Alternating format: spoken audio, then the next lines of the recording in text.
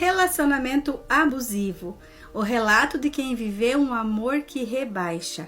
Presta atenção nesse relato aqui e venha perceber se você não é uma pessoa que também está passando por isso. Já é uma luta conseguir identificar um relacionamento abusivo. Mais difícil ainda é ser capaz de romper as amarras e sair dele. Acompanhe a seguir a história de quem conseguiu recomeçar. Então, os nomes aqui que eu vou falar para vocês é nome fictício, tá? A gente não fala o nome das pessoas. Então, aqui, só para vocês terem uma ideia. Conheci o Matheus em um período delicado da minha vida. Eu estava estressada, cursando o último ano da faculdade e tendo que trabalhar em período integral. Além disso, havia acabado de terminar um relacionamento com um colega de trabalho e ver meu ex todos os dias só fazia aumentar a dor do coração partido. Foi aí, no meio de tantas lágrimas, que conheci o Matheus. Ele era um cara legal, que aparentava ter boas intenções e falava de um futuro ao meu lado. Tudo corria bem naquele processo de se conhecer e de conquista, mas meu estresse aumentava drasticamente em função de tantos afazeres. Sem conseguir controlar, demonstrava estar ridiculamente frágil diante do novo namorado. Foi então que ele começou a mudar. Eu sofri de depressão e ansiedade, e por muita ou pouca coisa ele gritava comigo, questionando a razão de eu estar sempre tão triste, tão imprestável. Sua voz alta entrava pelos meus ouvidos e causava um verdadeiro estrago dentro de mim, a ponto de eu sentir ainda hoje as infinitas cicatrizes invisíveis que carrego. As brigas se tornaram frequentes. Em alguns momentos eu vivia um verdadeiro terror, mas, ainda assim, havia muitos momentos bons que me fazia prosseguir com o relacionamento. Após algum tempo de namoro, decidimos morar juntos. E o que deveria ser um momento feliz, um passo importante no relacionamento, não foi. Os episódios de raiva ficaram cada vez mais frequentes. Matheus gritava comigo por quase tudo o que eu fazia.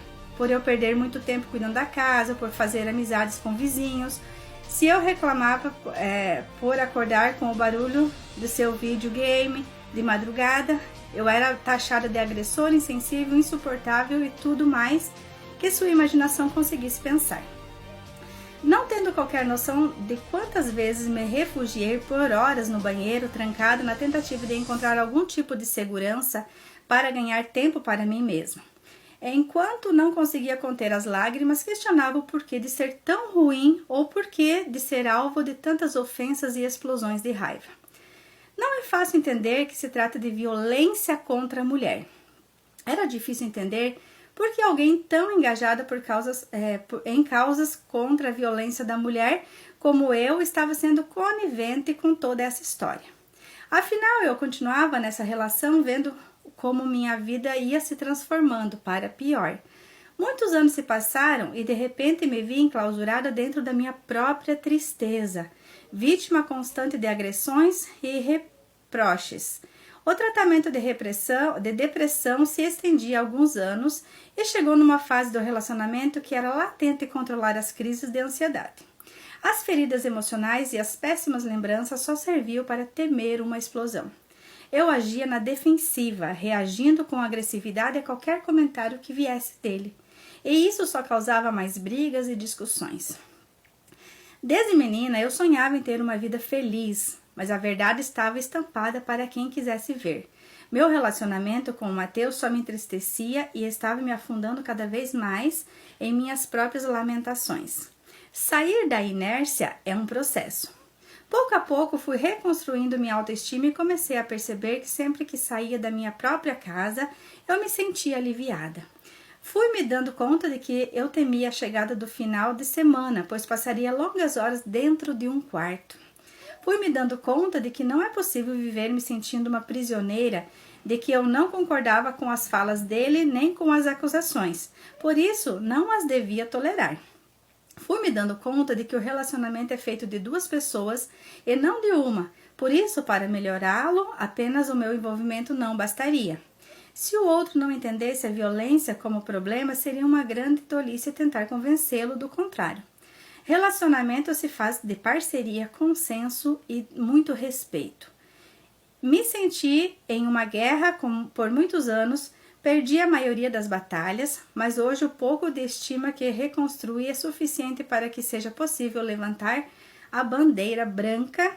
Não existem ganhadores ou perdedores. Apenas quero seguir meu caminho e sentir que posso respirar fundo em qualquer lugar que eu esteja.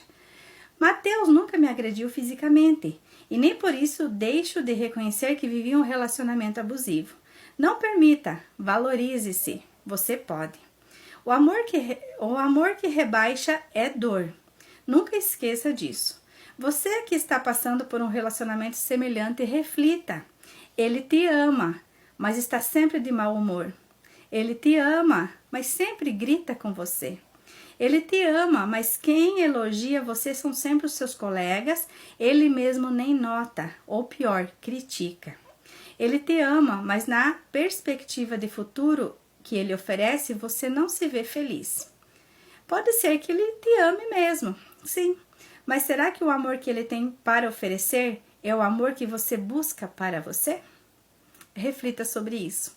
Se você é uma pessoa que está passando por essa situação e você quer saber mais sobre isso, como se livrar de tudo isso, venha para o nosso grupo, A Chave Secreta da Prosperidade.